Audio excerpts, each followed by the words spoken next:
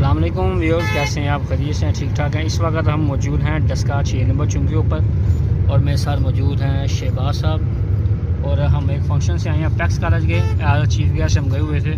तो ये हमारे पास गवर्नमेंट बॉयज़ डिग्री कॉलेज उसके पास से गुजरे हैं और भूख बड़ी शदीद लगी हुई है। तो हमारा ये प्लान हुआ जी, हमने जाना है उस्मानिया रेस्टोरेंट 6 नंबर चौकी के ऊपर। ये दाएं तरफ आप देख रहे हैं जंगली ब्लॉक, ये हमारे फारूक मसाई साहब हैं, उन्होंने बहुत अच्छा ये बनाया हुआ है। ये एड्रेस इसका ये है कि ये सलमान स्वीट्स है राइट साइड पे और लेफ़्ट साइड पे उस्मानिया रेस्टोरेंट है। जब आपने सियालकोट से डस्के की तरफ आना है तो आपने शहर के अंदर हो जाना है, जिसे कहते हैं कॉलेज रोड। दाएं तरफ जाएंगे आप, मेन GT रोड से आप गुजरावाला की तरफ चले जाएंगे। ये जी हम यहाँ पर स्टे करने लगे हैं और उस्मान रेस्टोरेंट के ऊपर।